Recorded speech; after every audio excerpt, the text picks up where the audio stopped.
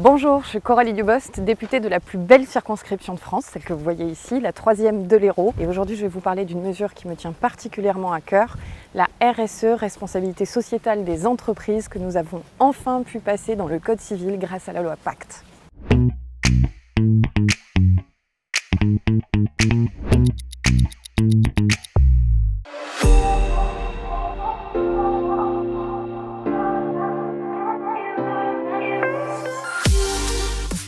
Je suis une authentique montpelliéraine, j'ai grandi avec joie à Montpellier, j'y ai fait toutes mes études et puis je suis partie faire ma première vie professionnelle ailleurs. J'ai été découvrir un peu le monde, en tout cas l'Europe.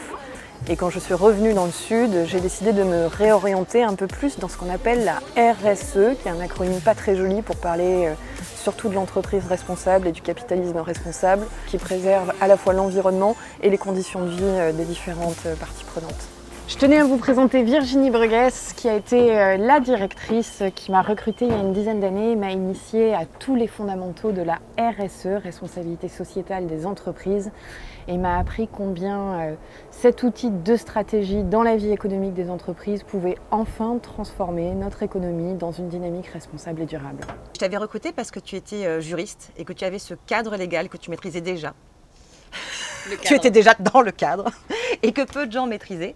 On a tout de suite parlé de projet, on est allé beaucoup plus loin que ce que j'imaginais et j'ai eu tout de suite envie de travailler avec toi. En fait, moi j'ai tout appris avec toi et surtout j'ai appris à changer de champ de vision et à changer de regard sur l'entreprise, à croiser les enjeux du salarié, du chef d'entreprise, du client, du consommateur, des associations, des politiques publiques.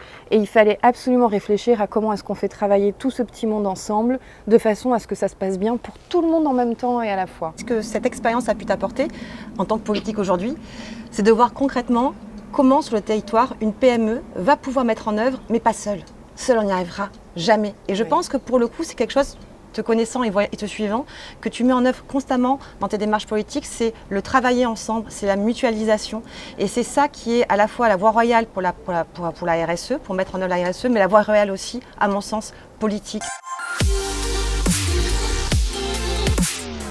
Quand je suis arrivée à l'Assemblée, Bruno Le Maire avait envie de présenter un projet de loi qui intègre dedans justement l'aspect durable pour les entreprises et responsable. Avant la loi Pacte, en fait, l'État se défaussait un petit peu de la question. Là, l'idée, c'était de dire l'État assume clairement de dire aux entreprises que lorsqu'elles font l'effort d'avoir une activité économique qui en plus est aussi une activité sociale et une activité environnementale, nous, on va la reconnaître selon des critères bien précis.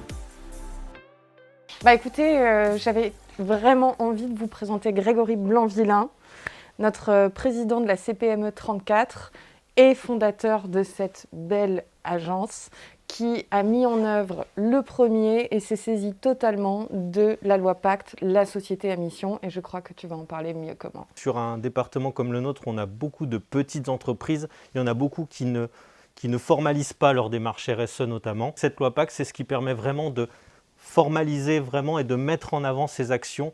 On n'est pas dans du greenwashing justement. Les petites entreprises souvent font ça très bien, mais ne le savent pas et ne savent pas le dire aussi. Pour les petites entreprises, la société à mission et la loi Pacte, la raison d'être, c'est une façon de montrer leur engagement sans avoir besoin d'entrer dans des procédures coûteuses avec des organismes de labellisation privés. C'est tout à fait ça. Là où je suis agréablement surpris, c'est qu'il y a beaucoup de sociétés maintenant qui se créent directement en société à mission.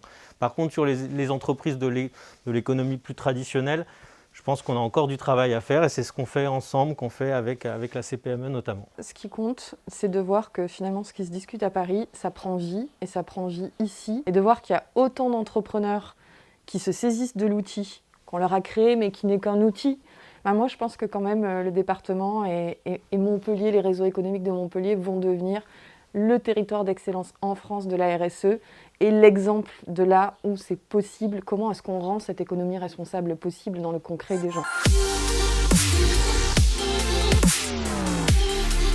En fait, on croit fondamentalement que la performance sociale et la performance environnementale, in fine, même si c'est un investissement et beaucoup d'efforts au départ, c'est de la performance globale et c'est de la performance économique par la suite. Parce que les gens vous font confiance, parce qu'ils vous choisissent. Et parce que vos salariés iront mieux, ils resteront plus longtemps, ils seront plus motivés. Et parce que vous serez fiers de votre produit, vous n'aurez pas besoin de faire un marketing de dingue pour vendre quelque chose qui est de qualité.